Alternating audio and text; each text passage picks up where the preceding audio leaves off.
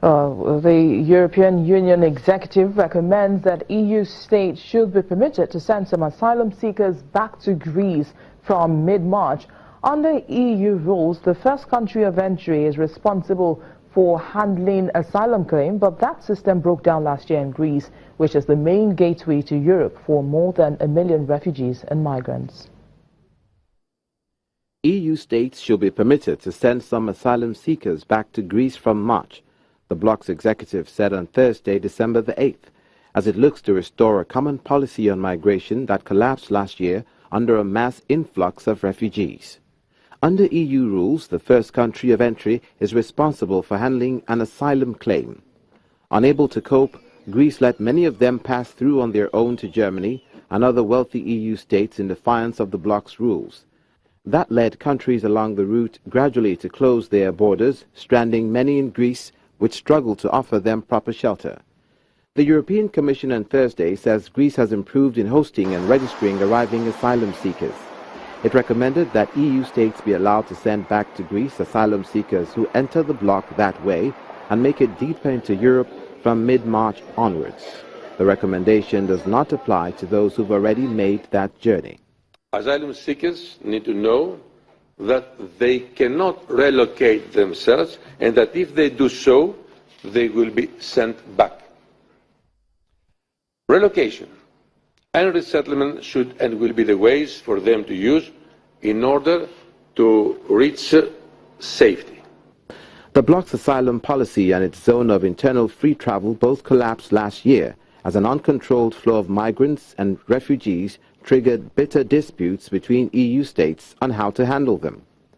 These disputes remain unresolved, and more than 62,000 people are still in Greece, even though an EU agreement with Turkey in March reduced their arrivals to a trickle. The failure is in large part due to reluctance by EU states to take in people from Greece and Italy to help process their asylum requests and ease the burden on the two frontline states. But let me also repeat once again that no single member state should be shouldering such responsibilities alone. Neither Greece, nor Italy, nor any other country in the future should be left alone to bear an unsustainable burden. Brussels put additional conditions on returning people beyond March, saying Greece should give individual assurances of fair treatment for any returnees and that unaccompanied children not be sent back at all. Obligatory quotas on refugees are one focus of the disputes between EU states as they seek to reform their common asylum rules. Brussels, Berlin and Stockholm, among others, insist on a well-defined mechanism to share them out. Warsaw and Budapest are amongst those that say they will not be forced to take in any.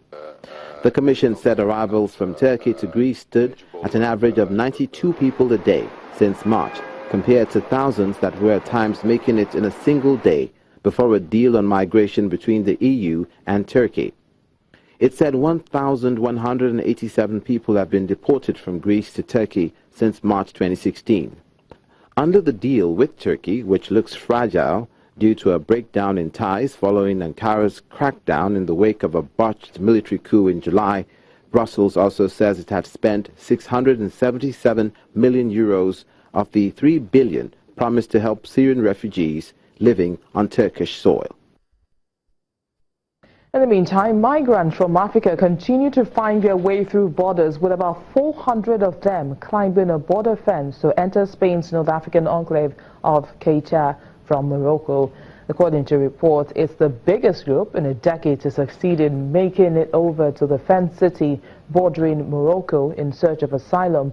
A Spanish Interior Ministry official said 2 police officers and 3 migrants suffered cuts and bruises in the early morning crossing.